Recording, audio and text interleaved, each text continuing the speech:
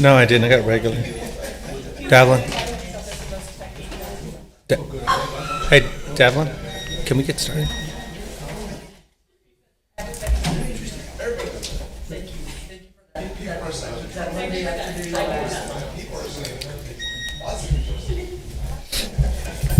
Yeah.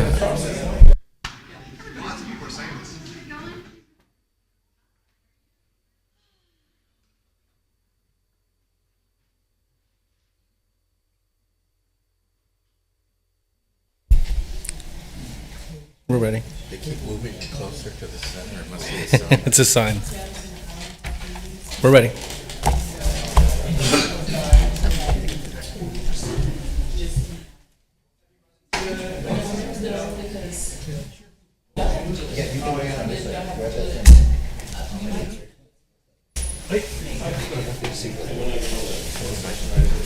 Señora.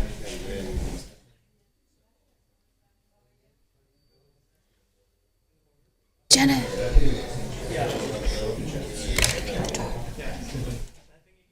Don't worry. We're having audio issues, but we're going to work on it.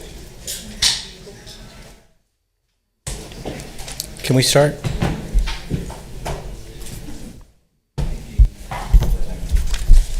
Hello and welcome to Opportunity Homes San Antonio's Operations and Real Estate Committee meeting.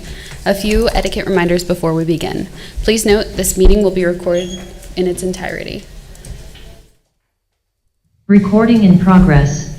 Please use the microphone on your screen to mute and unmute your microphone. And if using your phone, please use *6 to mute and *6 to unmute. Live transcription has been enabled for this meeting. To modify your preferences, please select Live Transcript in the meeting controls at the bottom of your Zoom window. Now we will begin to conduct the Commissioner roll call. Chairwoman Dr. Ana Cha Guzman. Vice Chair Gabriel Lopez. Present. Commissioner Gilbert Casillas. Present. Commissioner Dalia Contreras. Commissioner Lauren Dantzler. Commissioner Olga Kaufman. Present. Commissioner Ignacio Perez. Present. Doug Ponick, Board of Commissioners Attorney. I'm here. President and CEO Ed Hinojosa Jr. I'm here. And Vicky Cavazos Jones, our interpreter for the day.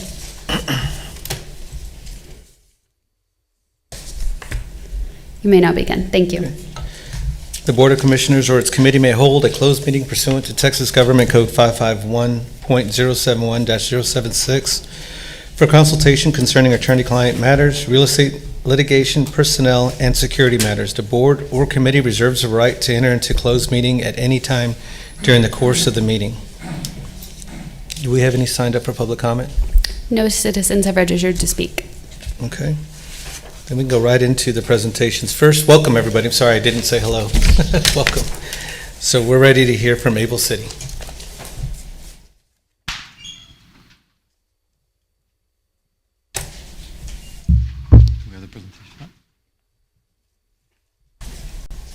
Good afternoon, Board. Mario Peña with Able City. Glad to be here again to update you on what's been going on with the Alazan Courts project as we've moved through it. We've got some new topics here to show you. We want to do a little bit of a review of what we've done. I think in the last meeting we touched on our approach to how the options were laid out for community and residents. So I'll just, since a lot of our conversation will be based on our survey results from those four strategies that we presented. So we'll start there today, and then we'll move on to, we've got some survey results to show you, and then we're giving you a peek at our initial approach to the, I hate to say final design because it's not the final design. This is designed to be an iterative process where we have even more conversations with folks in the community to make sure we've got that right. So, but it is our first pass at it, and we're still looking forward to more input from the community. All right. So again, just to give you a landing on where we are on the timeline, we've gone through these first three phases. We're at the end of this sort of evaluation and feedback phase where we begin to evaluate some of these strategies. And then at the conclusion of this, we have a design direction, and then hopefully we'll have some celebration to be had as we gain consensus and have created a hybrid of the best portions of the strategies we've presented to the community.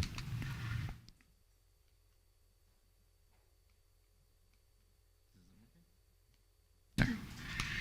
All right, so we'll go through the 5 key strategies. So just to review, we, instead of giving the residents and the community members options, right, fully fleshed out options, like you've got to pick between A, B, C, and D, we decided to give them a strategy approach for each of the designs we gave them.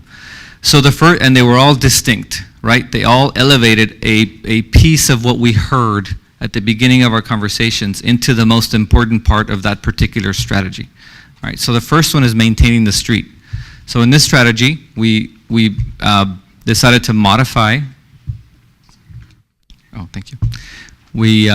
The only modifications that happened at Alazan Courts were inside the courtyards, and we left the streets untouched. Obviously renovated, all new and modern amenities in each of the buildings that we are restoring or rehabilitating. But maintaining the street was the main focus of this option. The next is preserving the core of the neighborhood, making our edits at the edges on brazos where there is more intense traffic. So we thought there was more tolerance to be a little more intense in our modification of the courts. And then along the creek as well, where we could make some good use of the floodplain that is encroaching on some of the buildings, so adding some buildings there where we know we need to edit anyway. So just touching the edges and preserving the core. Next is maintaining the height. So as we try to keep everything 2-story, all right, that means we needed to, in order to include all of the additional square footage that was necessary to accommodate for buildings that we're losing to floodplain, and to the fact that these homes are going to be about 40% larger than they are today. We just need more footprint. So if we leave it all at 2 stories, more of the historic buildings would be impacted. More of the existing buildings would be impacted by this design. Right, so they all have trade-offs, right? So we keep this at 2-story. There's some preference in the community to keep things at 2-story, but the impact then would be, the trade-off would be that more buildings would be modified. Next is maximizing green space. The single most talked about amenity by residents and by many in the community is to have more green space accessible to families, so that parents can watch their kids while they play outside. So a closer proximity to these active green spaces was important. So increasing those and creating additional green courtyards in this was the approach to this. There is more impact on the existing design on this, but then again, the trade-off or the benefit is that you would have much more green space dispersed, larger green space dispersed throughout the Alazan Courts. All right, so then we presented all these options at 3 different meetings. We discussed it with the residents committee, with the community committee, and at a public meeting we had. We gave them all a survey in person so that we could pick out not one option or the other, but the elements that they wanted between one option and the other. So then we had a good idea of what the priorities were based on that, not on each option, but some of the features, so that then we can create a synthesized plan, which you'll see in a moment, of sort of all the best of all of these strategies.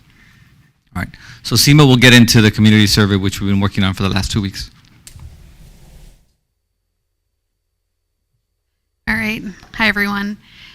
So yeah, as Mario mentioned, we put out the community survey.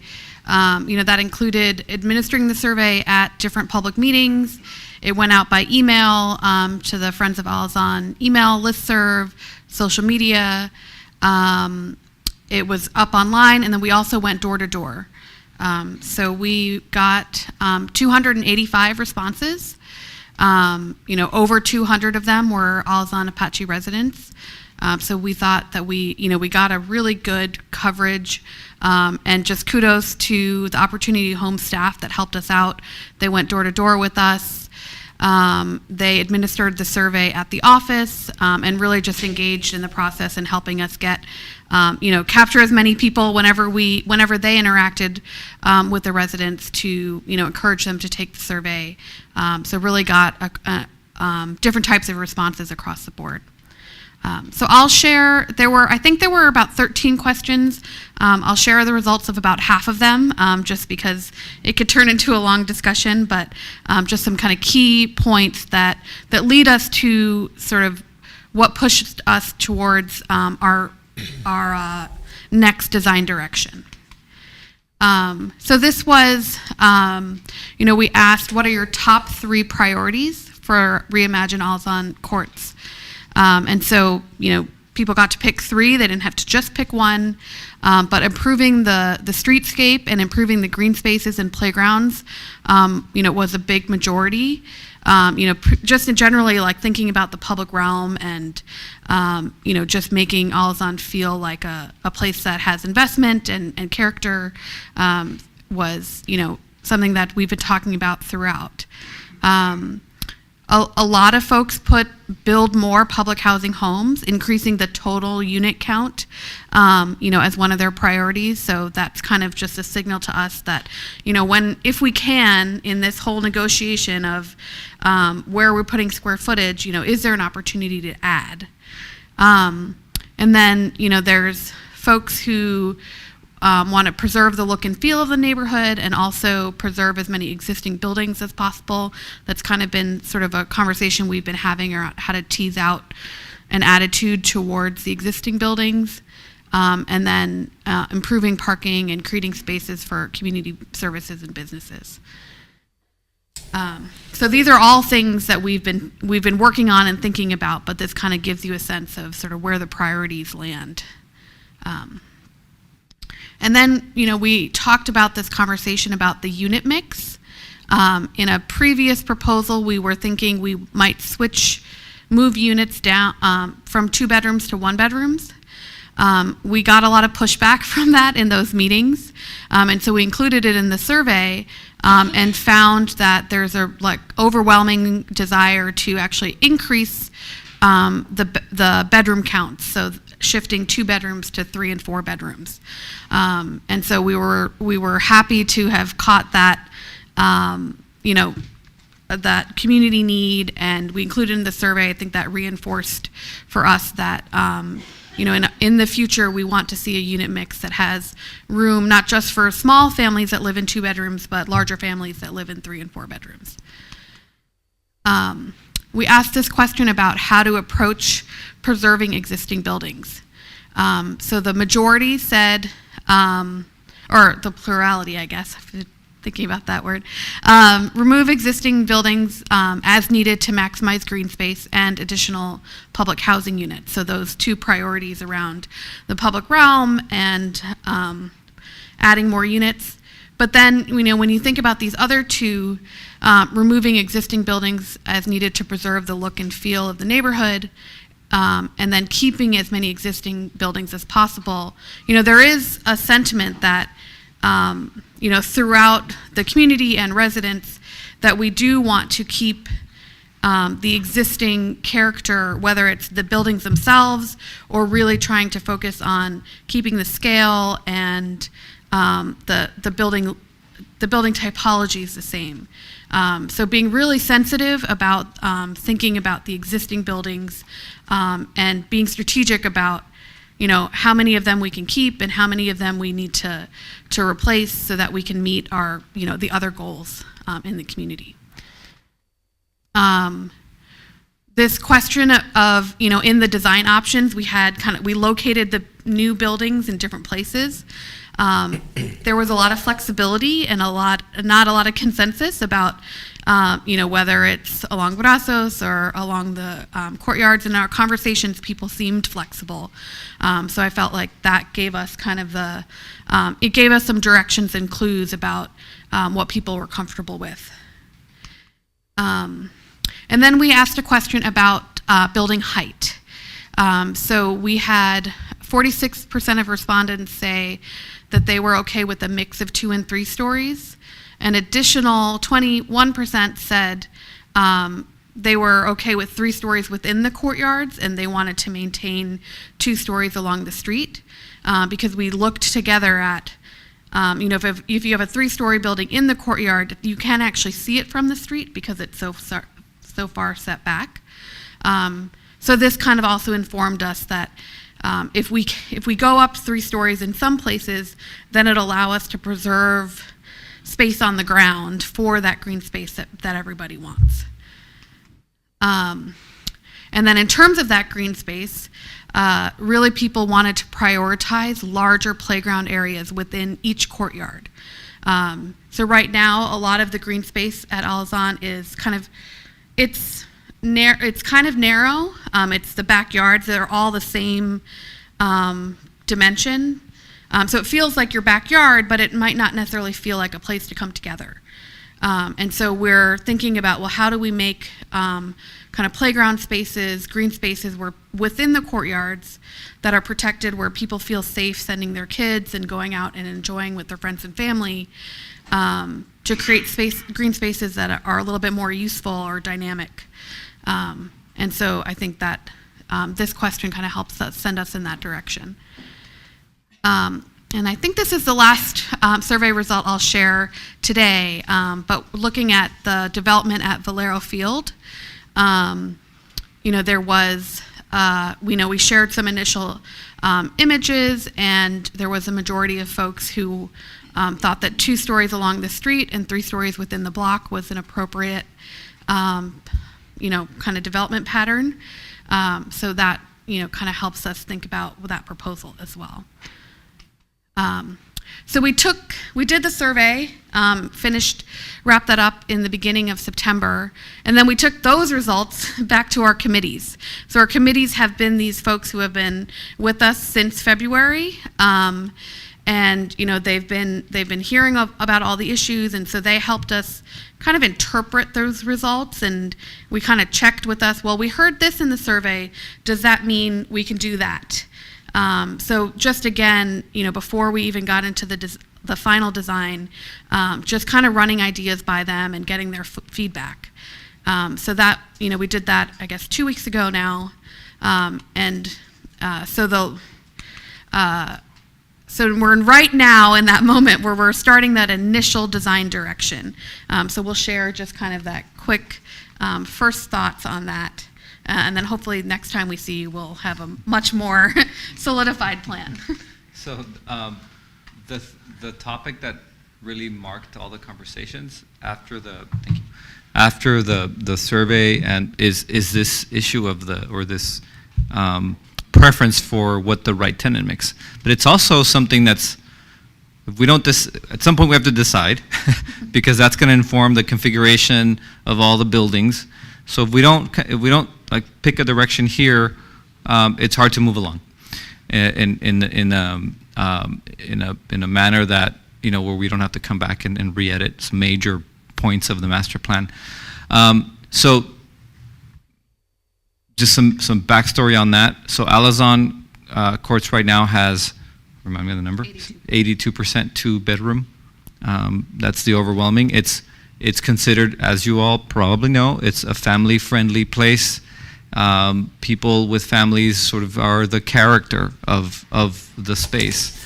And so when we talked about character, we're always talking about the architecture of the area, but the character is also very obviously it's people, right? And what kind of sort of makeup live there, because they all share their lives together. And so then there was this wish to keep it at least more family oriented. This was sort of weighed on us because when we saw the need, the wait list for Opportunity Home, there was an overwhelming amount of wait list for 1-bedroom and studio apartments. So do we respond to that or not? And so this has been a long conversation about what that right piece should be or where we should land on that mix. So at the end of that process, where I think we had some consensus where we feel comfortable moving and proposing some of this sort of design that will be the final design in the future. We landed on moving some of the 2-story into 3- and 4-bedroom, and part of that reasoning is as families grow, they can grow it from a two-bedroom to a three-bedroom within Alazan Courts. Where previously, because there was a big difference in the two-bedroom number and the three-bedroom number, those families they could live there a little more tight, right? But then when they got to the point where they needed a three-bedroom, there probably wasn't a place for them at Alazan. So accommodating for that has been now the purpose of this new mixed proposal, which is increasing the one-bedroom just by a tiny bit, and then moving some of the two-bedroom over to the three-bedroom. But overwhelmingly, this is still proportionally, the majority is for families, just maybe for larger families as well.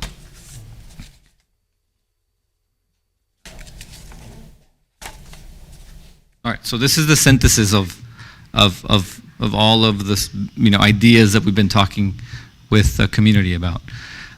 So as you see the green spaces between the buildings, just behind that center street. What's the name of the street? Seema, please help me with the name. Thank you very much. We need to get that a little larger on the screen here. So along Colorado, which is the spine, right, this core street that takes you through the neighborhood, leaving that just the way it is, and then behind it adding these courtyard green spaces that are flanked by some buildings that are replaced in the middle, and they actually go north-south now. And those, we managed to get them two-story. Originally, in the original options, they were three-story, but we were able to shift things around, and we're keeping those two-story. So very accessible to the green space. And now also, we've got a lot of eyes on that green from all of the homes that are surrounding it. So now it's a place built for people where people can see. There should be some safety benefits there with so much presence on those greens. And that all the while keeping the streetscape exactly the same, just with renovated or restored existing buildings. We are doing some edits along Brazos. Again, same scale, two-story buildings. And then the only three-story buildings that we have are along the creek. Actually, I'm going to correct myself. There are two three-story buildings closer to Brazos, just behind that two-story building in the middle block. So the good news about the three-story buildings on the creek is that there is an elevation change. So if you're up, as you move west, you're up higher, right? So then essentially you're not really blocking any view.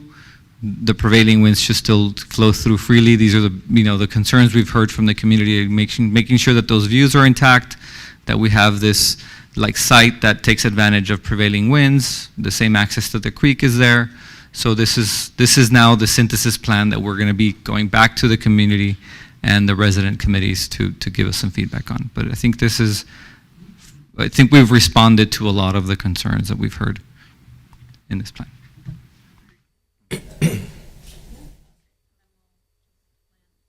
Last one. And then this is the kind of the proposal that we're moving forward with for Valero Field. So you'll see it's kind of a similar building blocks to what we would be putting at Alazan Courts, the kind of longer, skinny townhome style, and then the kind of larger blocks that are maybe 2 or 3 story walk-ups. So we'll have buildings infilling the baseball field, and then we're also going to there's an adjacent block at Apache Courts that has kind of a underutilized open space. So we're going to be filling in that space to get to a total of 96 units. And working with Tim and Ed, there's been a desire from Opportunity Home to put this piece together as an application for the housing bond. So we've sort of folded in a parallel process here where we're going to be kind of on a fast track to develop this proposal for the application that's due on October 4th. So that 96 units hopefully will get that funding, and we can move forward on that first piece of new construction, and then that'll help us phase all of the subsequent pieces of renovation and construction at Alazan Courts. So happy to field questions about that process too. But I think. Can I make a quick comment? Oh, Just yeah. because I think as we move into a more public setting with these options. We did make sure that the green space, which is it's a lot right now, it's going to be a little smaller, but there's still plenty of green space in both sites for residents to use. Couple of questions. The Valero field will be the first phase that's built, correct? And when that's finished, then people will be phased into that. So nobody will be displaced during the construction of this entire project. So they'll just move, then you'll work, and then they'll move over. Yeah, and we think that as the people that will move to Valero will be the permanent residents of that Valero Right. field site. So they only have to move once. So in this, because now we're building new buffer, right, housing, then for the most part, people just have to move once. Okay. And the Valero field portion of it, is it adding 96 units to the mix? No, it is. So you're losing units with the green space and stuff like that? We're losing units partly because of the floodplain, that we're losing buildings on the floodplain. The footprints have to be, like I said, 40%, about 30 to 40% larger, depending on the unit size. So there is just more building footprint that we need to add to Alazan. So with this, with less homes in it, it's just the sort of the nature of losing buildings and then also having to make them larger. But we're going to be able to still serve the same amount of residents that are there now? Absolutely. Okay. Well, actually, because the bedroom count, we're still going to have at least the 501 units. We're trying to eke out maybe a little, I think right now we're at 516. But we have a lot more 3 and 4 bedrooms. So I think before we had 950 or so bedrooms, and in the new proposal we'll have about 1,200 bedrooms. So while we're not increasing the number of units, we will increase the number of individuals we'll serve. So I was looking back at the 4 different options: maintain the street, preserve the core, et cetera, et cetera. And some of these actually have more units than the 500 we're starting out with. So we are creating new units as well, right? Right now, what is Explain it? that. Yeah, go ahead. So in those options, we were making 2 bedrooms into 1 bedrooms. And because we didn't want to reduce the bedroom counts, we actually had more units. So in those options, we had more units, but they were smaller units. And so we kind of backtracked on that because of the conversation around the unit mix. So right now we're going to definitely hit our 501. We'll definitely exceed the number of bedrooms.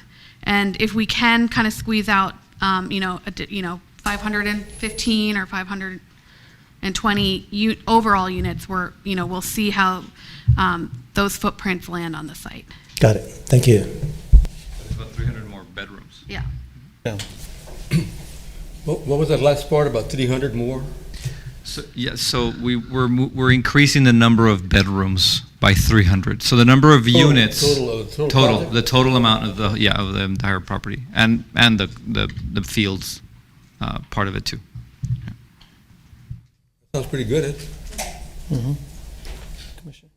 I'll just say those numbers might still shift a little bit, and we'll give you the kind of final counts, I think, at our next meeting. Any other questions? No, I appreciate it. I like where y'all are going with this. So, Ed, did you have any other comments? Good. Thank you. Thank you. Appreciate it.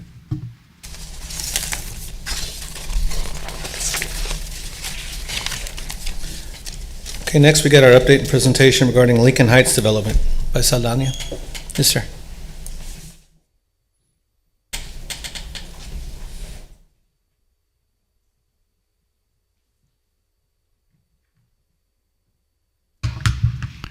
Mr. Chairman and board members, I'd like to introduce my team. I don't know if you've met the entire team.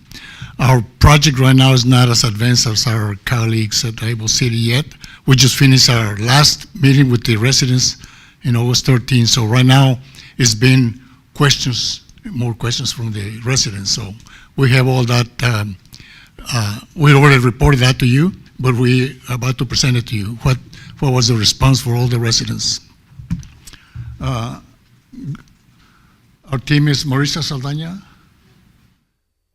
Jeremy Saldana, Dr. Maria Centella, and Gabe Velasquez. Those are people that have been helping me with all the questions from the residents. We actually went to every house. We talked to the residents as much as we could. We delivered our notices to the meetings, and we had 3 meetings with the residents to date. The last one we had is August 13th, so we just finished the accumulation of all the responses that we had from the residents. So we have that ready to present it to you. What was the response? We're really asking, what are the good things about Lincoln? What are not the so good things about Lincoln? So we have that ready to present to you, and everything's been, I would say, videotaped, all the meetings with the residents. So we're ready to present that to you.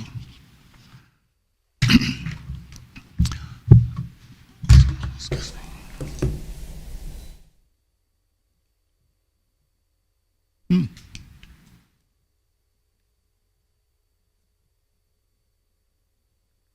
Yeah, there you go.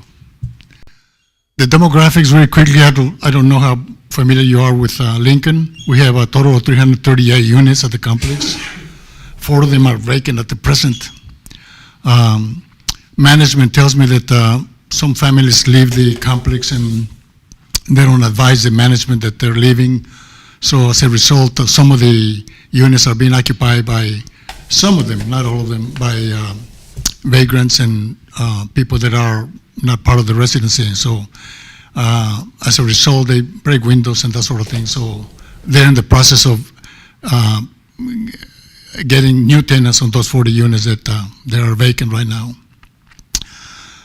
One building is the Parent-Child Center. The complex of the buildings, as you know, they were built in 1940 as Alazan with uninsulated concrete block walls. There have been very few renovations since then, very little, very cosmetics on the kitchens especially, but the rest of them are not renovated at all. The last line is very important, is 18 to 20% of the residents are disabled, but only 5% of the units are ADA accessible. So we got to correct that to follow the law. Excuse me. As you can see, the meetings that we had with the residents, the first one is on May 19, July 16, and August 13. That was the last one, and we already accumulated a good briefing of what the residents are saying. Our next meeting is the first week in October, and that's the time when we're going to present a draft of the master plan. The units, as you know, they're very simple concrete block walls, uninsulated, in need of insulation. Right now, the air conditioning units are not sufficient to cool the air and keep the space inside circulating properly. If you notice, a lot of the balconies that were built in 1940 are still there, not utilized. The only windows are accessible to those. One of the major complaints was that from the residents was that the lack of a little enclosure in the front of the units to try to see if safety could be increased, place to the gardening, and mostly for safety reasons. Right now, as you can see, the doors are facing the main street, and so there's a lot of people circulating right there in front of the units, and so they feel that safety and security is important for them. The Alazan, of course, runs right through the middle of the complex. It's a big challenge for us what do we do with them? We asked the questions and we got some pretty good answers. For example, that the time that I took that photo, there were people living under the bridge, and so as I understand it from one of the members of the community, that's an item that needs to be corrected. A lot of the residents have access to the units themselves up on the street level, and so we need to correct that problem. That bridge that is used by the children to go to school is very also inefficient, so we need to correct that. That's another shot of the creek. A lot of the residents say we need to do something. We need to clean it up, maybe put some very nice graphics, artwork on the walls, illuminate it so at night could be illuminated. So we took all that into account. And these are the categories that we divided our questions to the residents: site conditions, building conditions, and what are the community issues. So the first one, as you can see on the first section of questions, that we asked them, what are the good things and what are the benefits of living here? There were not that many, but some of the residents say, hey, we have good family relationships here, we like the neighborhood, we're close to the stores and services, the low rent, we like that. But then the problems in the bottom part of the slide is, they're enormous, they're big problems. The buildings have not yet upgraded. The trash, there's a lot of trash problems. A lot of the surrounding community, I understand that they come and dump the trash in the bins in the project, and so we need to address that. Homeless problems is great. There are a lot of empty lots around the neighborhood and surrounding streets where the homeless congregate, and so that's an issue that we need to address. High crime, drug users, size accessibility, that's a big one, the accessibility. They were telling us anybody from the outside can walk through the neighborhood, even though they don't live there, they come in and socialize, and some of them deal with drugs. So site accessibility, a good boundary, a good fence around it is what they would looking at to implement. And then we're talking about the site conditions. What do we do about the creek? What do we do about the homeless camps in the creek? The trash problems, the front yard, that's a big one. The front yard are open, totally underutilized. So they would like to have family gatherings in front of their units, gardening, better security. So they were asking us to perhaps consider building low walls around in front of the units so they could have a safe area where the children can play and gardening can be done, the family could get together. Right now they're totally open. Parking is a big problem. There's no parking spaces, only in the streets. And so that becomes inconvenient. Bringing groceries to the cars and to the homes is a problem. Then building conditions. The general consensus is that among the residents is that the buildings are very old, in need of renovation. They think renovation is difficult, but nevertheless they said, our units are small, it's a difficulty to travel from one space to the other because the fridge or the water heater is occupying space that they shouldn't. The plumbing is outdated, water heaters are not located in the right location, especially in the west end of the complex where the water heaters are still inside the units. Electrical needs to be redone over again. The big one here is they were telling us that when it's cool inside and hot outside, the buildings sweat, which means lack of insulation. That's a big problem when the walls are kind of damp and wet, when the conditions are cold and hot. So we need to address that with some sort of insulation on the walls. And then sweating, of course, originates mildew and not desirable at all. Next slide, there's a complex of a unit. As you can see, right through the middle, the creek is very dominant portion of the complex. A lot of the kids have to cross the bridges to go to school, and so the citizens are concerned about the life and safety of people living under the breaches of the in the creek. This is a very quick scenario of the 100-year floodplain going right through the units. As you can see, 8 buildings that are affected. They're totally on the 100-year flood plain. And these are the buildings that are affected by the flood. There are 8 buildings in total. Number of units, 40 units are affected. So we need to either replace those units or renovate them, but renovation could be very, very minimum. As we all know, it's only 50% of the value of the units. So very little renovation could be done to these buildings to satisfy today's codes, plumbing, electrical, and that sort of thing. So, for example, we estimated that one of the units, for example, that if we need to renovate it, plumbing alone would cost roughly $50,000 to $60,000. So that makes it almost impossible to satisfy FEMA requirements and keep the units.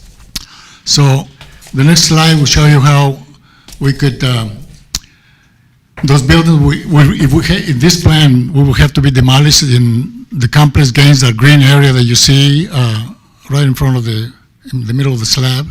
So that could be a beautiful green area with ball fields, soccer fields for the kids, basketball courts, and the triangle in green could be the parking, because right now they don't have any parking, only the park on the streets, and becomes very, not very good to have it. We are dealing with FEMA, to see if we can, for example, to transport or to walk the children from the green area, from the park area to the units. We intend to perhaps design some sort of a nice, beautiful bridges that kids can cross the creek without being in danger. So the areas in orange, for example, are the new buildings that we're proposing. And this scheme is a total of, I don't have my numbers here in front of me.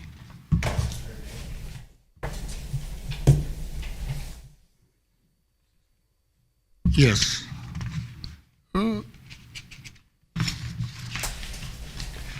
It's a total of 8 buildings, and the number of units that are affected are roughly 48 units that we have to replace.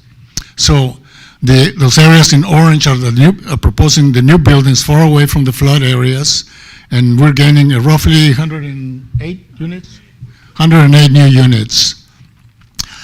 And so that's just to replace the areas that are under the flood area that will have to be demolished. In this scheme, of course, we'll still continue in negotiating with FEMA and see what the best solution there is. One of the unique things about Lincoln is the great number of empty lots around the complex. We identified 7 lots that new units could be built if opportunity wants it. There's 7 lots around the area that we can gain another 50 to 60 units with 7 buildings. And so that's going to be part of one of the options of the master plan that we are going to present to the residents and stakeholders. What do we need to do? Can we increase the footprint of Lincoln by adding new units in all those areas in red that you see? They're empty lots that are totally empty, underutilized, and so that's an excellent opportunity for us to add to the footprint of the buildings, or the complex, excuse me. I'm sorry. Yes? You said 7 units, what was that about? 7 buildings are affected by the flood. Oh, 7 buildings. Yeah, 7 buildings. A total of what? How many? It's 40 occupied units are affected by the flood. So we will have to either upgrade them or replace them totally. In this plan that you saw was replacement.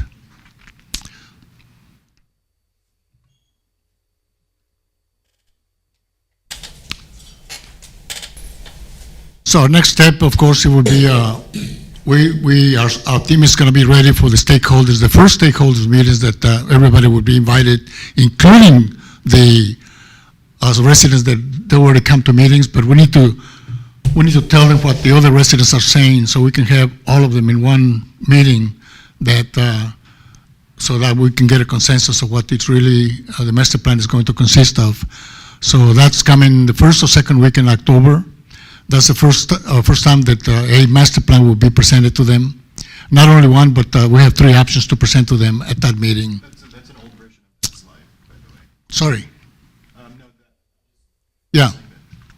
So the first week or 2 weeks in October, that's when we're going to have present our first master plan to catch up with our work. Bear in mind that our last meeting with the residents was just on August 13th, so we just compiled all the responses that we received, and so we're ready to present them to you and to the other residents that didn't attend the meetings. That's our extent of our presentation. Board, committee. Yes, Go sir.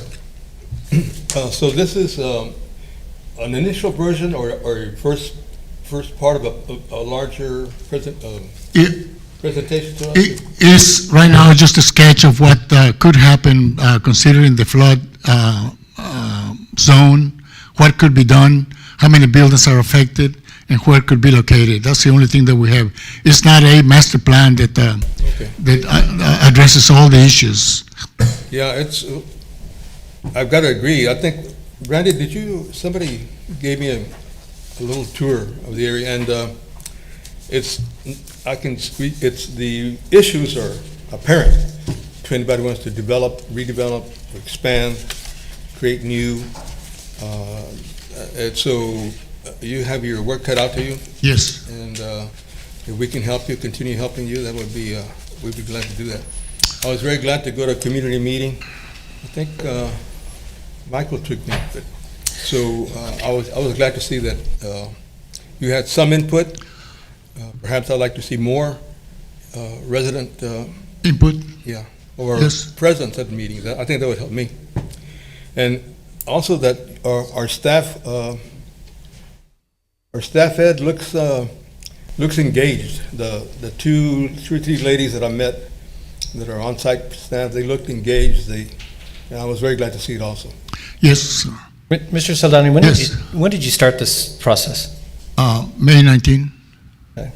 And since May 19th, there's 300, for the demographics, you said there's 338 units, 40 units approximately are vacant. Is that about That's what we got from the management. right? And how many residents did you actually speak with? Again, How many residents in the whole complex? in the complex did you speak with? Okay. I don't think we have that number of, Either way, we had it on. I was, I believe it was like What- 60. what they're asking for, a total number of residents. yeah, about how many residents were you able to engage? A lot depends on, there's some units that are 3 bedrooms, some of them are 2 bedrooms, and so, I would say 338 ones. 4 families per. We had that. Oh, yeah, well, that's not the question, we had 24 Okay, families. how many families? I'm just looking for approximate number. 24 families Okay. per meeting, is that what you're asking? 24 on the first one and 28 on the second meeting. So most of the committees attended the meetings, committee of the leaders of the residents. Like the meeting that you attended, there were the, Right, meeting number 2, 24 resident families attended, meeting number 3, 28. Is that the same 24 plus 4 additional, or? it was mixed. A lot of them were new members. The second meeting of the 28, I guess what I'm driving at is that you've got roughly 300 units of a 338 complex, and we've got 24 to 30 to 30 units families that have actually been attended. responded? Yes. Okay. And maybe I'm just speaking for myself, but I'm a little concerned that we haven't really engaged as many as we need to. I know you started in May. We'll see the master plan in October with 3 options, which you told us. I want to make sure that we're doing everything necessary. you touched on a few items, and I just, for my own clarification, we don't have responsibility for the bridge issues or stuff associated with the creek, correct? Or is that city? So the creek is actually managed by the River Authority, and Okay. I believe that they're doing some development along the creek. Mhm. So when I last met with the CEO from the River Authority, he said they would work with us, collaborate with us anytime we worked on either Alazan or Lincoln, Right. to try to coordinate efforts. Okay, and like the bridge that they identified as a potential problem, or as a problem, that's City of San Antonio too, okay, Right. just, okay.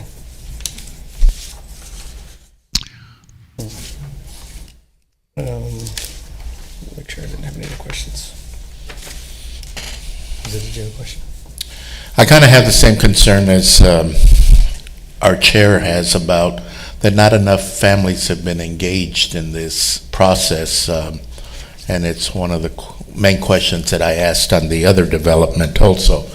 Are you having a problem getting in touch with the families or talking to people in the units, or is management helping you No. to talk to these people, flyers given to them, they're all notified of the meetings, they don't want to talk to you?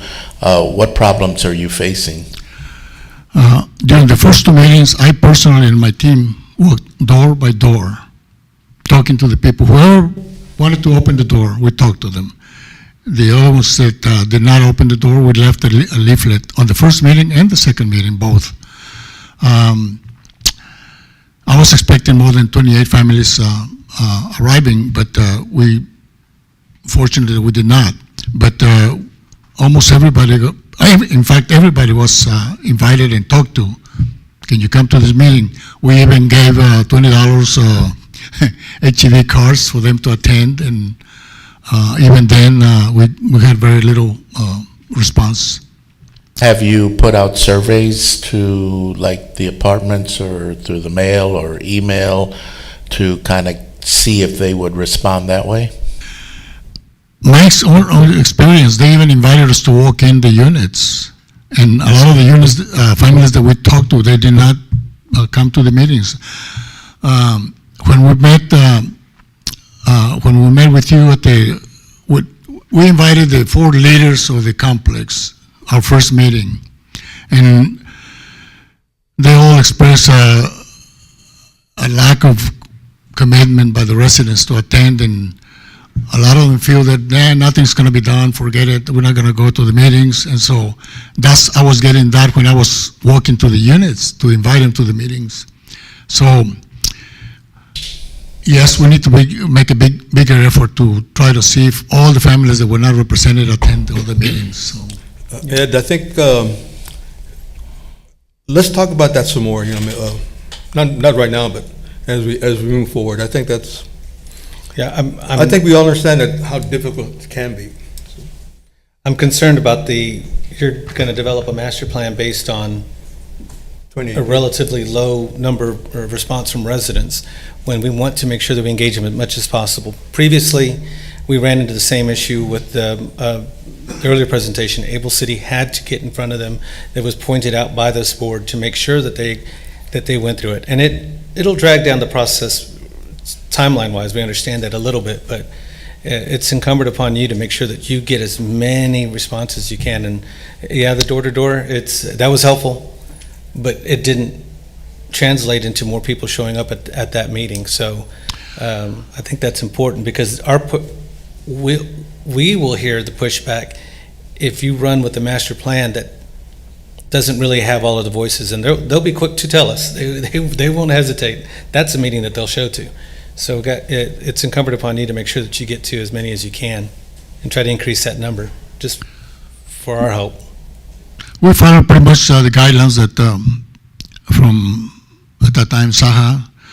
There was not a single person from Opportunity Home attended, so the residents could feel at ease. Nobody from Opportunity Home was there, so we did that. And there was a misconception saying, well, if in those days, if Saja's gonna be there, we're not gonna go. But I personally told them, all the residents that I visited, that it's gonna be between us, the planners, the architects, and the community, only that. It's true that in the very first residence, we had a good response from the community around it. Pastor Robinson showed up, and a lot of the people that are managers of all the housing projects showed up to this meeting. Very good advice that they gave us. But I sense personally that a lot of the residents did not want to attend. Right, I'm sure invariably there'll be some sort of trust issue. But I challenge you guys to find the right partner within the community, whether it be their pastor, father, Monsignor for the area. There's bound to be somebody that you can grab. Yes. So we'll hear from you again in October with the draft master plan. I'm sorry, one more time. We'll hear from you again in October Yes. for the draft plan. Yes, sir. Okay. Questions? Of course. Yeah, thank you for being here. Okay. A little bit of logistics. Commissioner Kaufman has a other meeting. Okay, that's fine. Okay. Yeah. Commissioner So- Kaufman has a preset meeting that she has to attend. So So- we're okay though for continuous committee? Okay. Good luck. Okay, individual items. Item number 5, consideration appropriate action regarding resolution 22 SAHOC-04-15, authorizing the modification of the bylaws. Go ahead, Randy, it's you. Good afternoon, Commissioners. Thank you, Devlin. This is just an update as we continue to go through some of our corporations that we have set outside of the San Antonio Housing Authority or Opportunity Home names.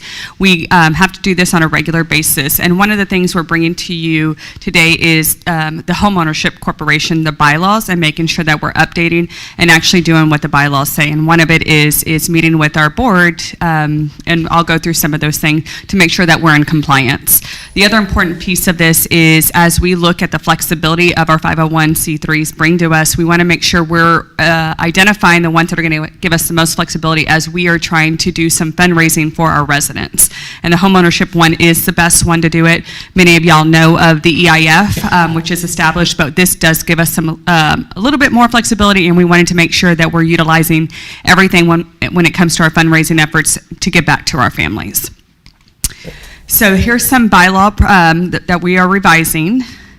And one of the first things, and this was, when this was established, was just the oversight of not actually having our address. So that's what we're adding, so that what we identify in red are actually the changes that we're making through the document. So we just established it as this location of 818 South Flores.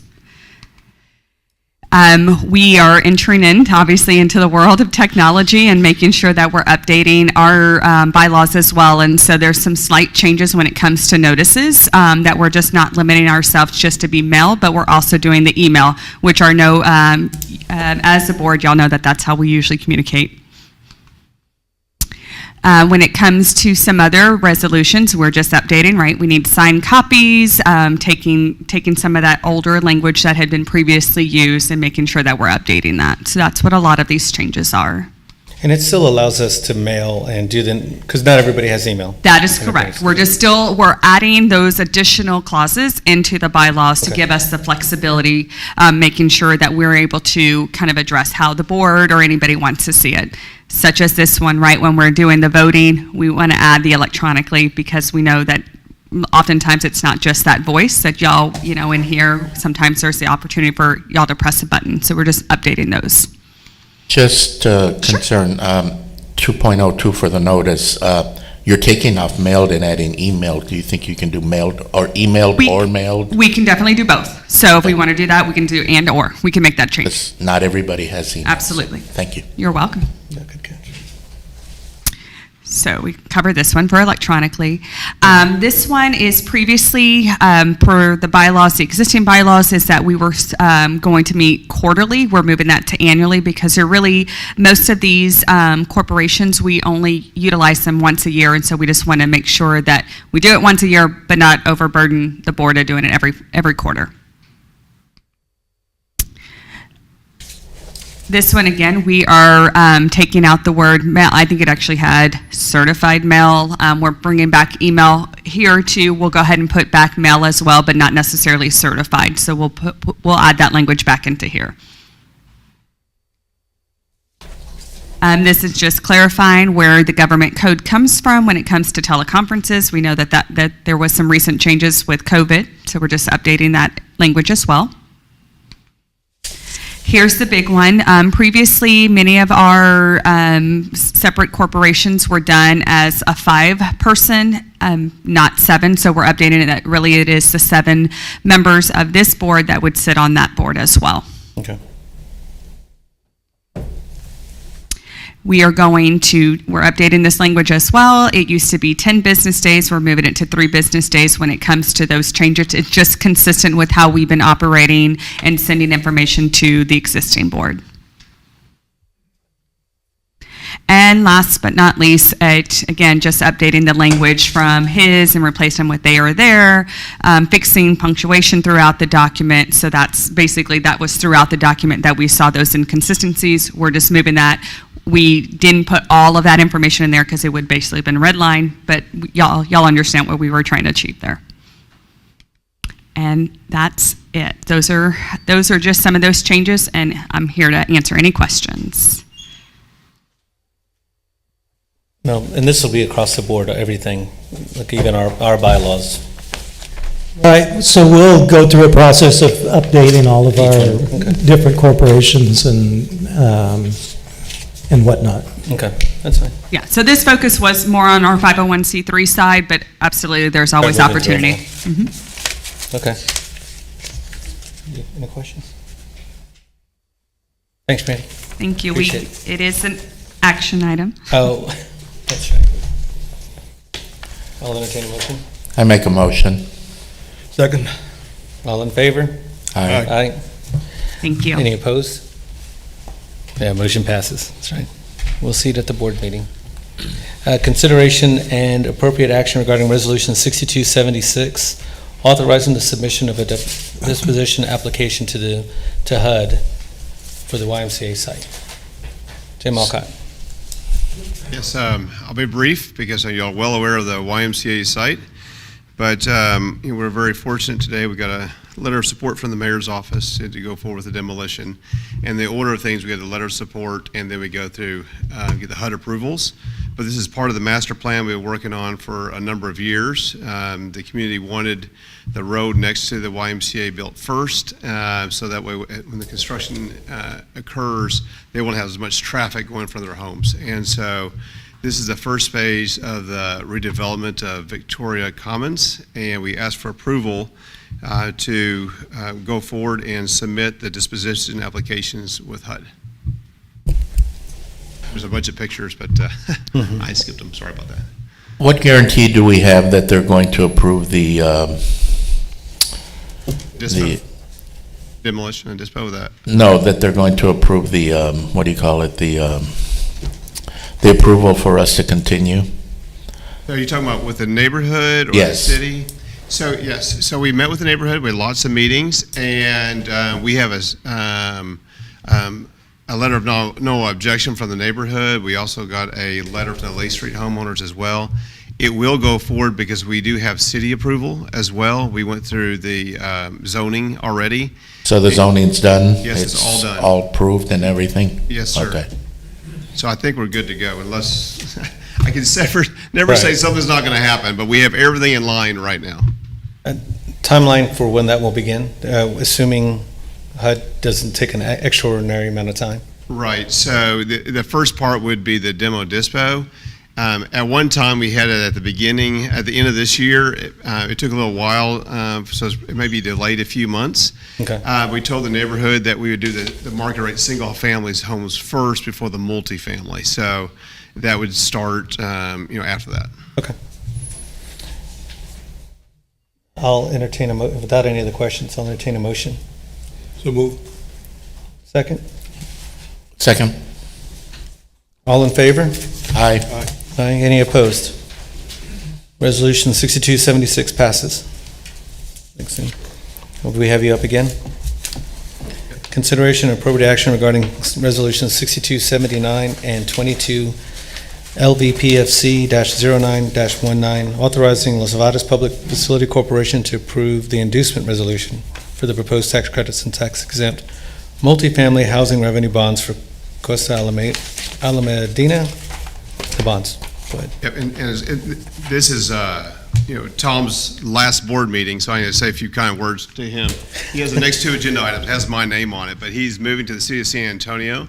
He was the asset manager, as you may know. I think it was actually Ed's idea to create an asset manager because we had so many projects that were not yet to 15, but we wanted to hold our for-profit partners accountable, so he's been keeping track of all that. The last few years, we've had a number of years to hit year 15 in tax credit compliance. We converted them. He's done those as well. So he's been a terrific asset to us. And this is his last board meeting. I just want to thank him for his service. Thanks. Thanks. No more people going to the city. And just to let you guys know, I really appreciated the opportunity to work with such a great organization, and really feel that we have made a tremendous difference in the way we're looking at things now and moving forward. So it was an honor and a privilege to serve you guys. Great, thanks. On this particular one, Costa Alamedina, just to give you a little history on it, this was a deal where we were involved in the partnership, the original development, but it was one of those deals where there was a lot of debt, deferred development fee, and operating advances that were on the property. So the best exit strategy was to actually sell the asset and stay in as the general partner. So when we did that, we actually got paid $2.5 million, and now we're staying in the deal and issuing the bonds for the resyndication of the tax credits. So what will happen once they get the bond allocation from the state, they will bring in an equity partner so it'll start all over again, like another 15-year period, and they'll be investing, it's roughly about $40,000 per unit in the rehab of the property, and no one's going to be displaced. But this property already has about 43% of the residents are on Section 8 voucher program, so we are serving a pretty low AMI, even though the property's 100% at 60% AMI. Indirectly, we are serving a much lower population. Okay. You have any questions on this one? You've already been paid. Okay, I'll entertain a motion on resolution. So move. Second. All in favor? Aye. Any opposed? Motion passes. If we vote no, does it keep you here longer? Just saying. We'll go to item number 8, consideration appropriate action regarding resolution 6281, 22 FAC-09-19, approving the issuance of the Ravallo apartments, right? Ravallo apartments promissory note to Frost Bank. Go ahead. So this was another transaction that we brought to the committee in closed session where it's approaching year 15 and we had the option to, in effect, buy out the investor limited partner and the Class B partner. So we had that all arranged, but then when we went to the existing lender, they wanted us to go through an assumption process, which they would be charging us a 1% fee, and the interest rate on the mortgage is like 6.1%. So it's like, why would I pay you 1% to, take over a higher interest rate above market? So we've spoken to Frost Bank, and they're agreeable to financing the deal with tax-exempt bonds, a private placement, and we'll get we'll structure it that the interest rate on the loan will be a floating rate, but we'll buy they call it an interest rate swap contract, so it'll in effect convert it to a fixed rate, which will be substantially lower than a traditional fixed rate obligation. So we have no interest rate exposure, we're just capping the floating rate. Right. And then we will use I believe it's either MTW or other reserve funds to buy out the investor limited partner, which we've already agreed on a price, and to pay off the deferred development fee. So then component entities of Opportunity Home will own 100% of the partnership interest. So we won't be re-syndicating it, but we'll own 100% of the asset. And so this is just to approve the financing and also taking over the sub-asset management function from the Class B partner who will be leaving the transaction once we close on the financing. Just, is the partner a local partner? The partner on this deal right now, well, the investor is Bank of America, so it's like an investment fund through Bank of America. The other, the Class B investor is actually based out of Washington State, so so they've all agreed that they're willing to leave the deal if they get what they're entitled to under the terms of the partnership agreement. Good. I'll entertain a motion. So move. Second. All in favor? Aye. Any opposed? Okay, motion moves to board. Thank you. Welcome. I enjoyed working with you while you were here. Same here. Thank you very much. Good luck on your future endeavor. I just wanted to mention, thanks, Tom, for the contribution you made. Today, Tom actually brought a new deal to us for consideration. Basically, he's, I think you have another week or two left, but he said, here's something else you can do. Well, thanks, Tom. Okay, item number 9, consideration and appropriate action regarding Resolution 6280, authorizing the President and CEO to approve and proceed with various providers of the employee primary health plans to include medical, dental, vision, and other employer-provided plans that provide for short-term disability and long-term disability, life, ancillary benefits, so on. You're up. Thank you so much. So yes, today we are going to be requesting approval for our health and dental plans to include medical, dental, and vision. And so we'll be going through those. I would like to introduce Scott Gibbs, who's with us today from McGriff. And we also have Judy May and Dan Barrett, who are also in attendance, just not in the room. So should they be needed, they will run down here and assist.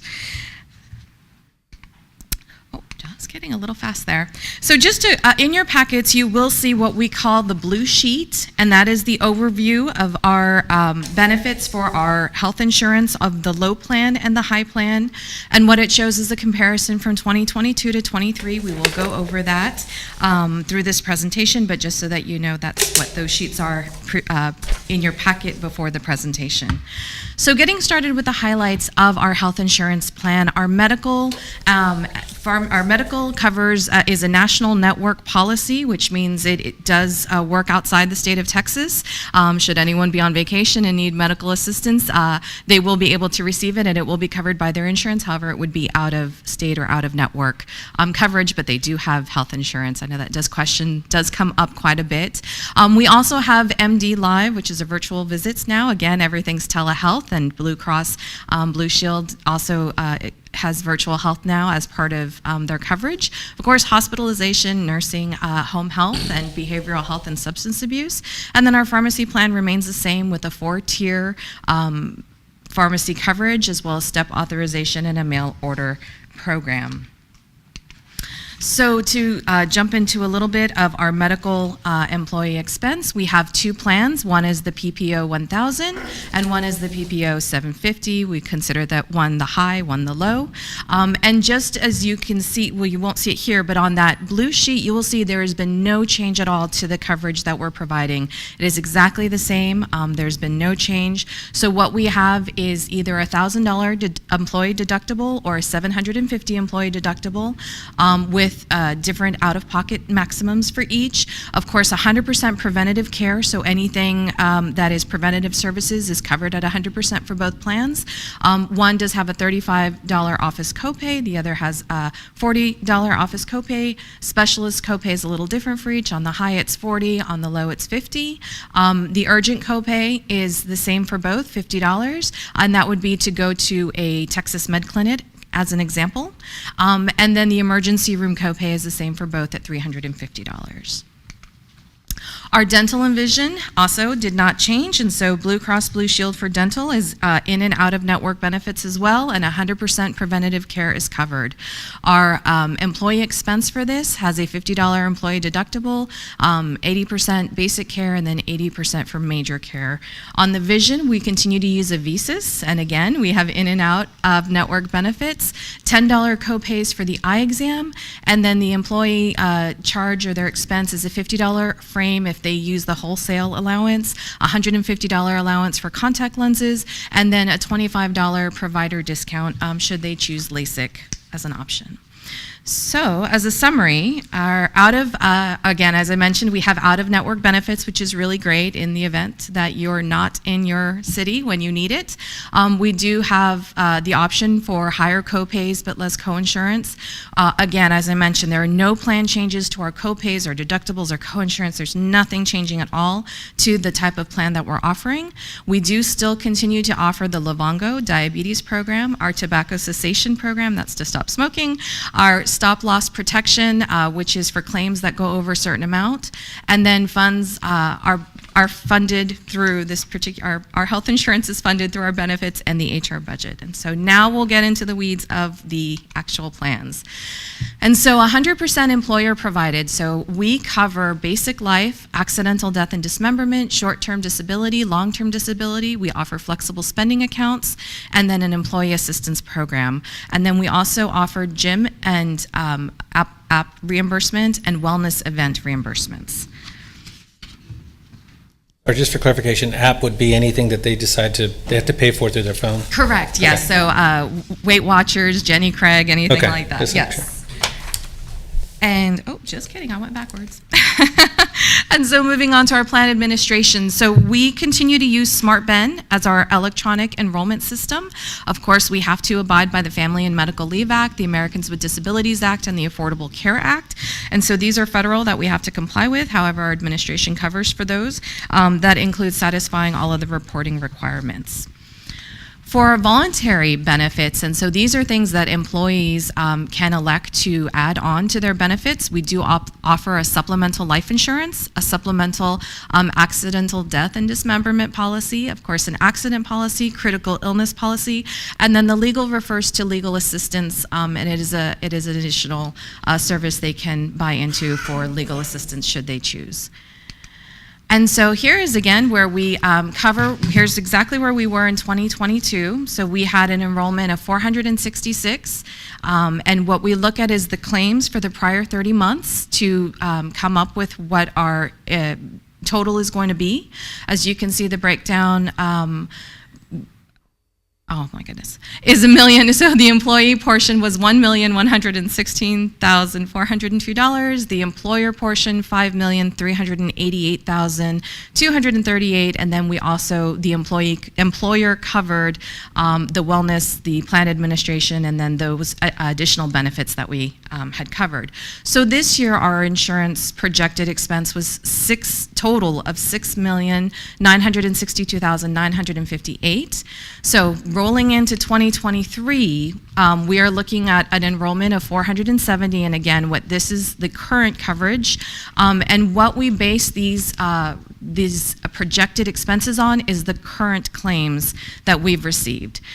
So they have gone up, and so in anticipation of the increase, this is how we are breaking out to cover the costs. So now our primary health plans for employee portion will be $1,358,325. That's an increase of $240,000 approximately. The employer portion has gone up to $6,312,507, and about an increase of $920,000. And then also the employer provided insurance, the wellness, and the plan administration have also gone up, but those are based on a 570 employee headcount, because it does cover all employees should they elect to participate in those, whether or not they are in our programs or not, or in our health insurance or not. So here we're going to talk about the adjustments to meet those projected needs that were just stated. And so in order to meet the rate increase that we're facing, we have elected to, on across the board, 15%. And so you can see on the coverage levels based on the high plan, the 1,000, or the low plan, the 750, what that increase is. So if you're an employee coverage only, on the 1,000 plan, you will see an additional $5.75 out of every pay period.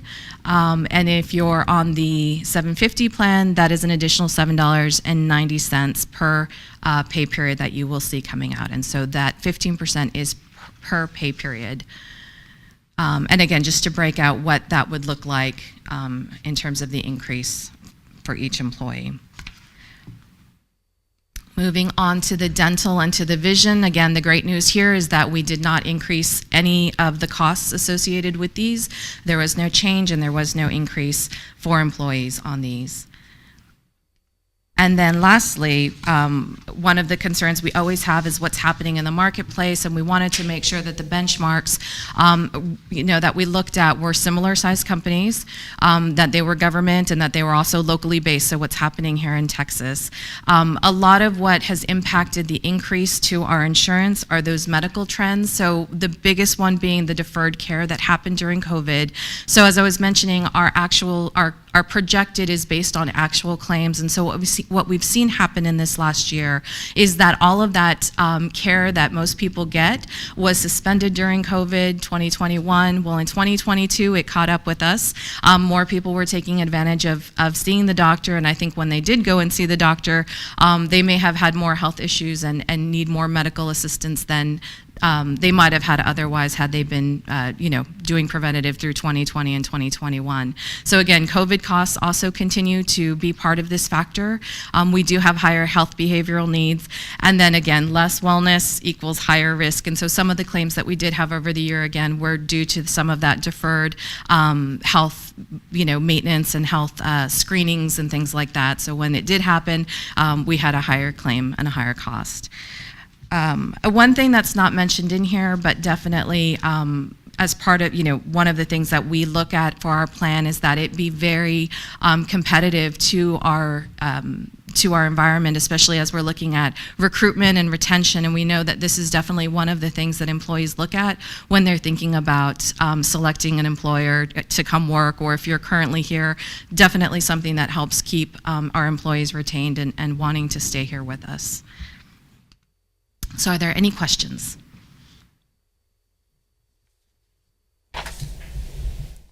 How does an employee get reimbursed for their, on the app? Do they submit, or? Yes, they do. So twice a year, HR will send out an open call for anyone to submit either their gym statements, and so per month, whatever they've paid per month, and up to a $50 maximum reimbursement. And then if they're part of a wellness, a Weight Watchers, an app, or anything like that, they submit the receipt and they get reimbursed. Okay. Any other questions? I'll entertain a motion. Was this the best company and the best rate? Did you shop around checking for the same type of coverage and cost? Yes, absolutely. And I think I'm going to turn that over to Scott, because they definitely were our partner in making sure that we had the most competitive rates available. So before Scott chimes in, and thanks for being here today, I just wanted to mention we're on a self-insurance program, and I think that started around 2007, 2008. And the reason we moved to a self-insurance program is it's much less costly for a group our size than going to a third-party insurance company. And at the time we initially made the move, it was saving us about $1 million a year. Now I'm sure it's well over that. But basically, we go through the same calculations as an insurance company would to calculate what we think the claims will be for the year. And then we put in various stop losses, and those are shopped around. We also shop around our, we call it the administration or the management of our plan, to different entities, and before we were with Blue Cross Blue Shield, we were a different entity a few years back. Anyway, I just wanted to give you that background, Commissioners, before Scott chimes in. Yes, Commissioners, we do. We take a look at it. We go through procurement. We do that. It's usually every 5 years. But with the stop loss reinsurance, we shop that every year because the stop loss market's very, very volatile, having to deal with individual claimants. And when we do that, one of the things we do, to Ed's point, is we do a deep dive on the provider discounts, the hospital discounts. We look at disruption. We make sure that the current doctors that our employees are going to are in network, and then we also look to make sure that we're getting the best deal out there from a network standpoint. And I would tell you that Blue Cross has been a very good partner. I feel very confident in the discounts that they provide. To Ayanna's point, what we saw in 2021 was a kind of a rebound of claims. Claims were kind of down in 2020 because utilization was put off. What happened in 2021 was we knew higher utilization was going to be there, but from an industry, we still felt like the medical trend was probably going to be in the 6% range, but in actuality, it was closer to about 12% because a lot of people had put off diagnostic procedures. So then when they went in, they were further along in disease category states. So we did see kind of a spike in claims in 2021. I do think the claims are coming back down this year, and we're hopefully anticipating that they'll continue to come down. So.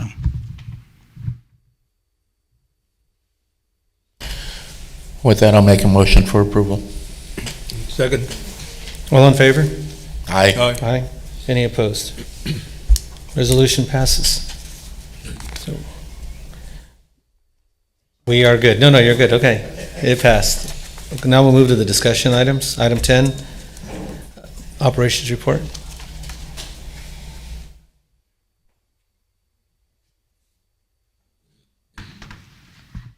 So good afternoon, Commissioners.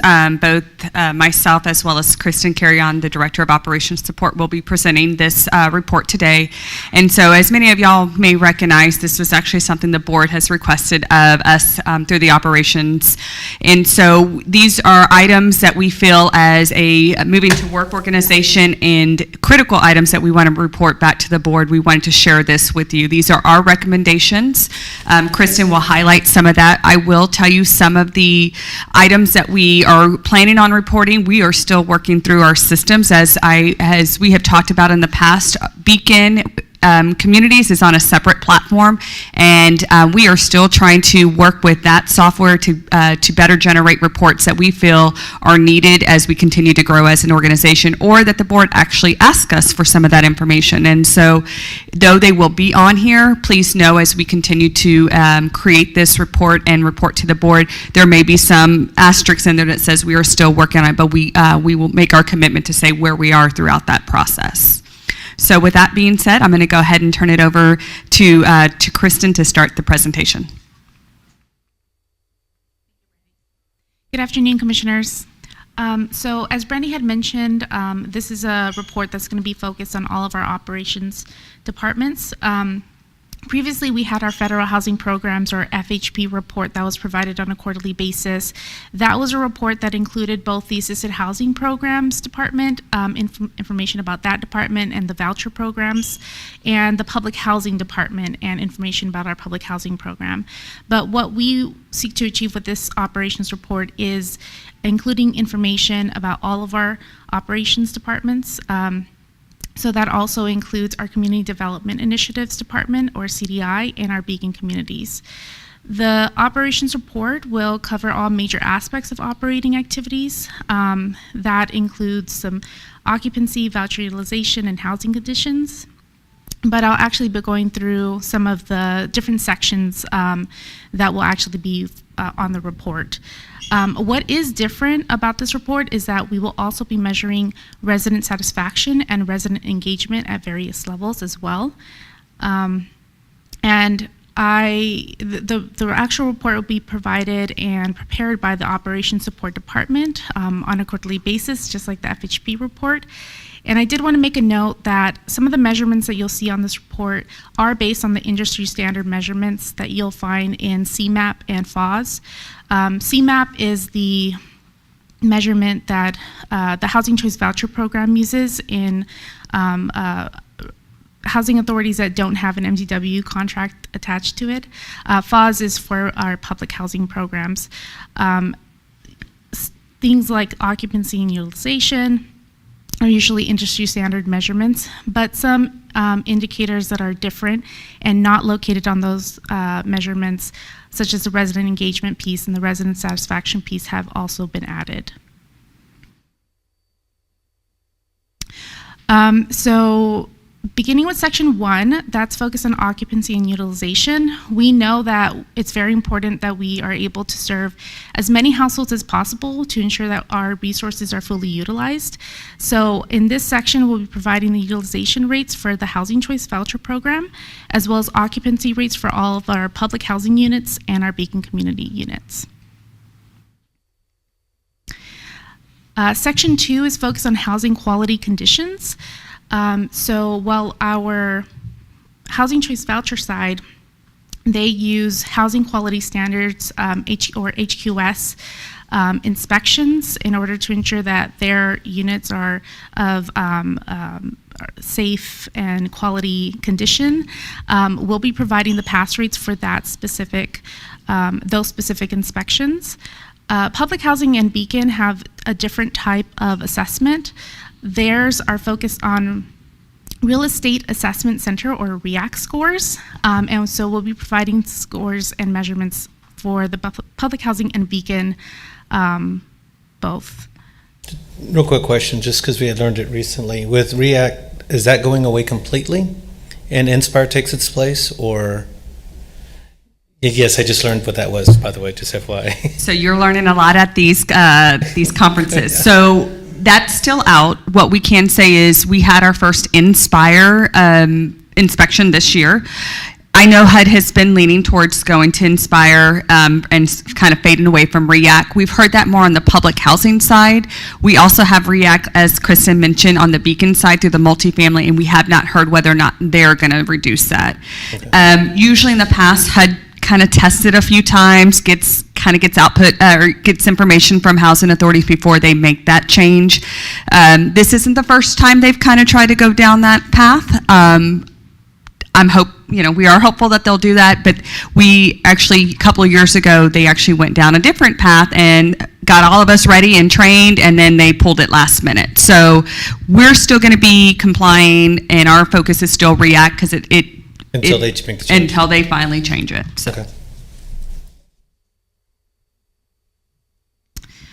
The next section is focused on capital projects. So this is all about investing in our affordable housing resources to improve our housing quality and resident safety.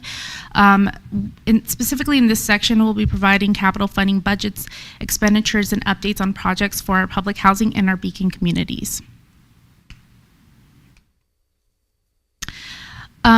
These next few sections go into more of the resident piece. So first we have our supportive services. This is a piece that will be focused on CDI department. We'll be providing enrollment numbers for our Family Self-Sufficiency Program, or FSS program, our Resident Opportunities and Self-Sufficiency Program, or ROS program, and our Jobs Plus enrollment as well.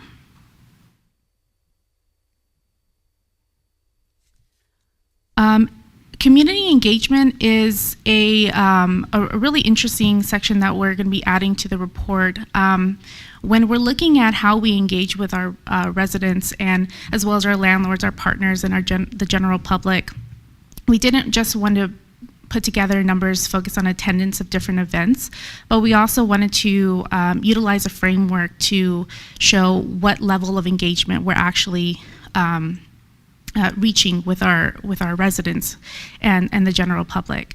So we're actually looking to mirror this framework around King County's Community Engagement Guide, which was developed to promote robust public engagement that informs, involves, and empowers people and communities. So what that framework essentially looks like is it focuses not just on a one-way channel of communication where it's maybe informational or outreach that is written or verbal, but just one-sided, but actually establishing a dialogue between residents and, in this case, Opportunity Home, so that we can ensure that we're not just providing information, but also receiving feedback from residents as well. So that is, we're going to be working with Richard Milk's team and the Director of Equity, Diversity, and Inclusion to create that framework that works for Opportunity Home. But that's essentially what that piece will look like. Section 6 is about resident satisfaction and quality of life. So our Policy and Planning Department puts out regular resident surveys to our communities. There is a piece on there that talks about resident perception of quality of life, and this is where that section will be reported out on. Some of this information, I believe, has other questions that if they have, they can provide feedback that relate to the resident perception of quality of life, and so we can take a look at that feedback and work to address any needs of that community as well. Section 7 is all about housing stability. And housing stability can mean a lot of things. What we're trying to achieve here is ensuring that we're developing communication channels and engagement efforts with residents to ensure that they have stable housing. When it comes to residents who are at risk of receiving lease violations or notices to vacate, we want to ensure that we're giving them the proper appeals process, so that this piece might include our informal hearing information, which was a piece on the FHP report, but there are a lot of other engagement efforts that we're providing to our residents that are one-on-one, at the property level. It could be a written warning or a dialogue that's begun prior to even providing a lease violation or a notice to vacate. For those who might be behind on rent, it's going to be entering into a repayment agreement with the resident to ensure that they can catch up on their rent and ensure that they have stable housing. So this piece is going to provide information on all of those different engagement efforts that we're looking at. Section 8 is about supply of affordable housing. So we will be reporting on the number of new affordable units constructed and acquired. And it does relate to Section 9, which is our waiting list. So, of course, our waiting list really reflects the affordable housing needs of the community. We saw it earlier today with Able City reporting out on the waiting list, the need of bedroom sizes and how we want to address that through our affordable housing acquisitions and constructions. So we will be reporting here on the number of applicants on the public housing and tenant-based voucher waiting lists, which was information that was provided on the FHP report as well. So any questions? No, good. Commissioners? Any questions? Thank you. Thank you. Appreciate it. Okay, we can move to item number 11, update and discussion regarding resident councils. Joel Tavar.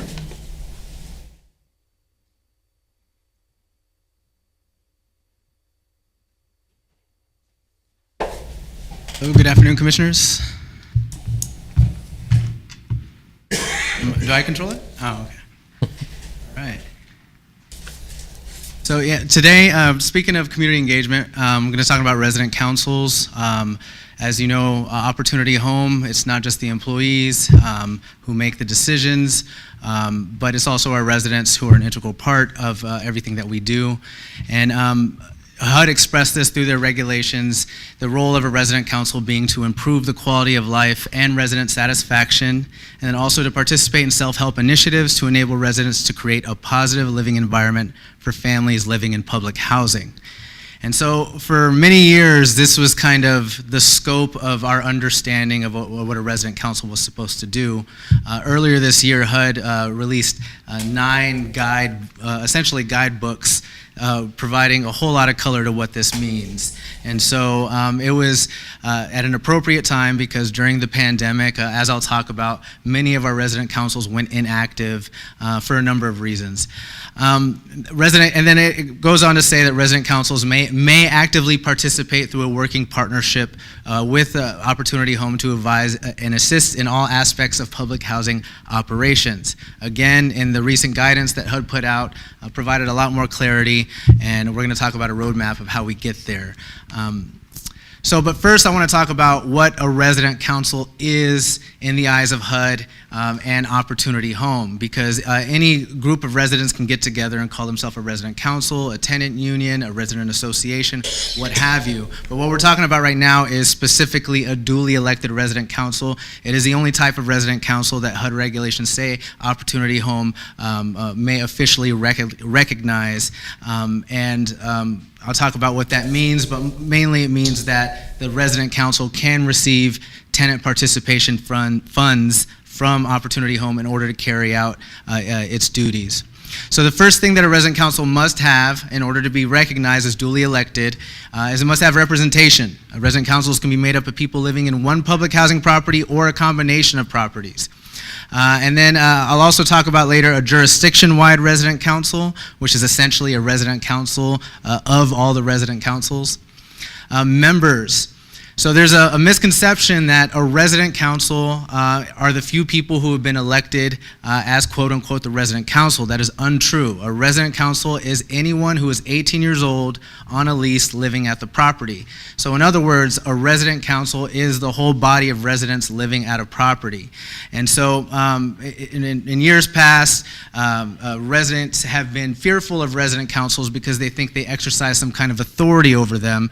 But with resident councils actually being all the residents at the property and those who are elected merely representing them, that's not the case. The quote-unquote resident council or the people in charge are not really in charge. They're merely representatives. A resident council must represent all eligible residents and their families and not discriminate. So this is where it can be administratively challenging for us. We also need governing documents. So we help to facilitate their development of bylaws, helping them draft them, making sure it has all the things that they need to successfully run their organization. And the election of a board of directors. So much like the Board of Commissioners is to Opportunity Home, the Board of Directors would be that to all of the residents living at the property. And they have to, there must be at least 5, and they must be elected every 3 years. And with those 3 years, there's the turnover of new bylaws and a new memorandum of understanding. And so due to our size as a public housing authority, we must have a memorandum of understanding with each resident council. And so those are the 5 requirements to be duly elected, and so we can officially recognize them, our field office can recognize them, and we can provide tenant participation funds, or as we've all called it here colloquially, DPUY, which means dollars per unit per year. Duties of a resident council. So first and foremost, stay in good standing as the duly elected resident council. So for example, over the past couple of years during the resident lockdown, the COVID lockdown that closed our community rooms. So one of the reasons why many of our resident councils became inactive is because they weren't meeting, they weren't staying in compliance with their own bylaws, or simply one of the 5 elected members of the resident council, they may have left the property or they may have resigned their position, and there was no way for them to conduct elections again. So over the course of 2 years, many of the resident councils fell out of good standing as duly elected, which doesn't take away from their validity as being residents exercising their voice, representing their neighbors' wants and needs. So represent resident interests with Opportunity Home regarding their community in areas like maintenance, security, Opportunity Home policies, programming. And so each property-specific resident council, they should have a relationship with their property management. They should be able to, on behalf of their neighbors and themselves, be able to talk to property management about what their needs are in these areas. And so as we've seen over the course of the last couple of years with many resident councils becoming inactive, as you see other ways that residents have chosen to exercise their voice. And so we're really trying to redevelop this infrastructure to provide that dialogue, that communication, that engagement between property management and residents once again. Increased participation through outreach. Resident councils, there are issues with resident councils. A professor of sociology at Salem University even wrote a book talking about how HUD's regulations on resident councils does more harm than good in trying to achieve the outcomes intended because of the politics. The book is called The Unseen Politics of Public Housing. And so, and we're seeing that right now. There's some elections going on, and they're pretty contentious. Whether it's just neighborly disputes or race relations or what have you. It's not an easy thing for residents who live together and they know each other personally and they have feuds and things like that for them to kind of agree on who should be elected and what the direction of the resident council should be. So increasing participation through outreach, really bringing a community together rather than dividing a community, those kinds of things are things that a resident council should really be focused on. Build relationships with Opportunity Home and community organizations who can support residents. Educate residents on their rights and responsibilities as public housing residents. So what we found throughout the regulations of Housing Authority, HUD has intended that in many ways, for example, through the requirement to have resident commissioners, through our program coordinating committee for our FSS program, we need to have residents on that committee, and then through resident councils, is that part of that integrity that we have, Opportunity Home working with residents, is that Opportunity Home employees are not responsible, or don't have to carry the full weight. And so when we are in partnership with resident councils, they can also be helping to educate residents on their rights and responsibilities and help in areas where maybe our focus is elsewhere. They can help to educate and build capacity at our properties. Bring programs to the community to improve people's quality of life and opportunities. Build a sense of community among residents. It's a huge one. Getting funding through tenant participation funds. So HUD gives Opportunity Home $25 per occupied unit per year. 10 of those dollars goes to Opportunity Home, and the remaining 15 go to the resident councils. So for every occupied unit at the property, $15 per unit per year goes to the resident council to carry out their duties to improve resident satisfaction. There are some exclusions, so any use of funds that is strictly for entertainment, for example, or social activities, that's not what HUD intended. So it's actual initiatives or events or things like that that help to improve the quality of life. But it's very detailed in HUD's policies. Secure community space for meetings and resident use, organize recreation, social services, and other resident participation activities, and bring in new resident leaders. So our job as Opportunity Home is to go and help facilitate residents organizing and running their own organizations, these resident councils. And what we've done recently is we've hired a resident leadership coordinator whose sole purpose is to support and liaise with the resident councils, help to build their capacity to run their organizations in an effective way. So something that we haven't largely focused on in the past, although we have had different iterations of this, is a jurisdiction-wide resident council, the resident council of resident councils, so to speak. Resident councils may come together to form a jurisdiction-wide resident council, which represents the interests of all public housing residents under Opportunity Home. And there's a number of different ways this organization can be created, a number of resident councils coming together, councils electing a representative to the jurisdiction-wide wide group, or through direct elections open to everyone being represented. In the past, the different presidents of each board of directors of each resident council, the presidents were brought together to form the jurisdiction-wide resident council.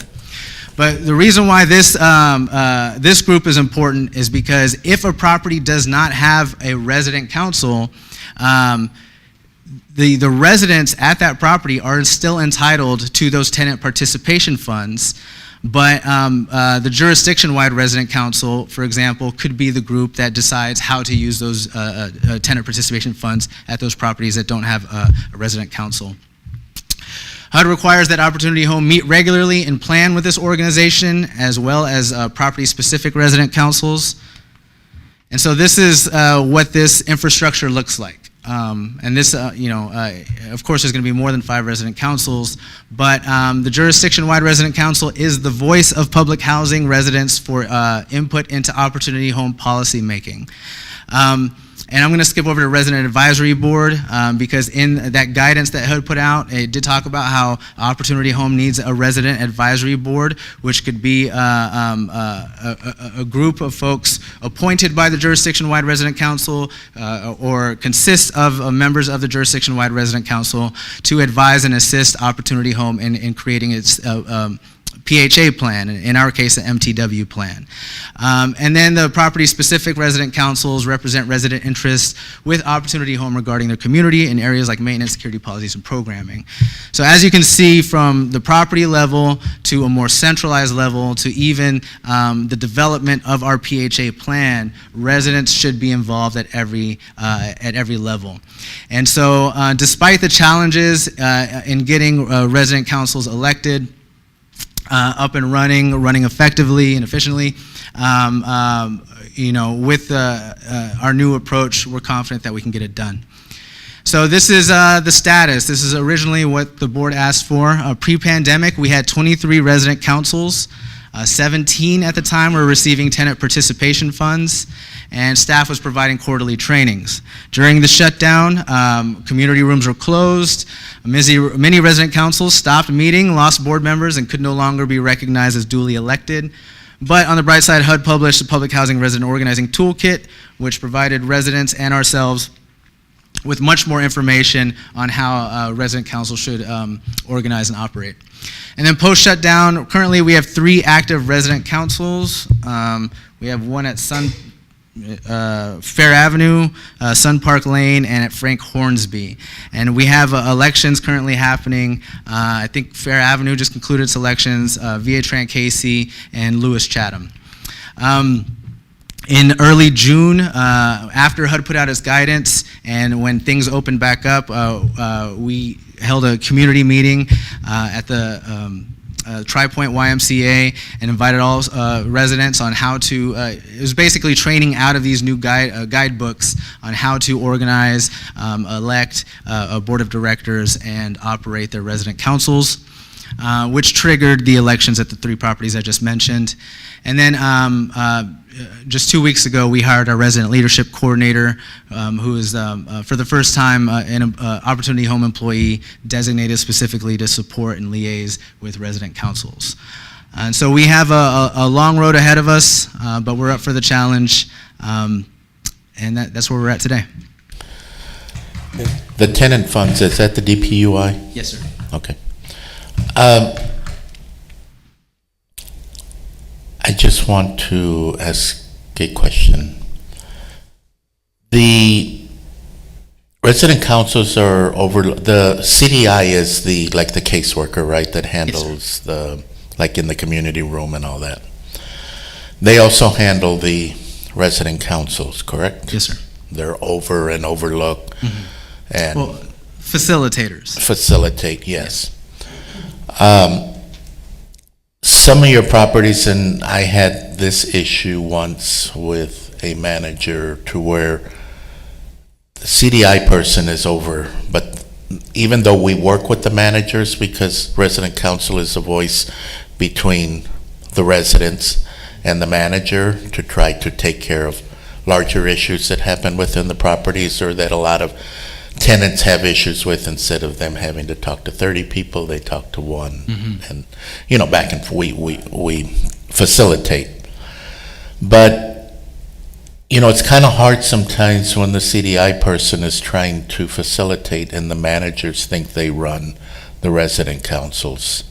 And it causes problems. And, sometimes they're like, well, you can't do this, and we've already worked through the CDI person and everything, and it causes problems. So I think in the future that you need to maybe train your managers and to that resident councils are through CDI, and CDI and the managers can work together, and it is the manager's responsibility to come to the meetings and update us on things that are happening and everything, but they don't run or have any say per se over the resident councils. Am I right or wrong? I agree wholeheartedly. So, and those issues persist, and it used to cause a lot of problems to where, it got to the point to where one manager told their maintenance people that they could no longer do anything. They weren't to clean, take out the trash. They weren't to do all this stuff in the resident room because she didn't have any say in there. Right. And that causes issues for the residents. So, that's just, and Brandy knows we've had those conversations in the past and everything. But, I really think that, if those things don't happen, that it's easier for the resident councils to conduct their business. And we need to find a way, because I think resident councils are very important to every property, and I think every property should have one. Yes. I was vice president and then president, but like where I live now, nobody wants to step forward to start one, to have elections or anything, and I'm trying, because I think we need one, and every property needs one.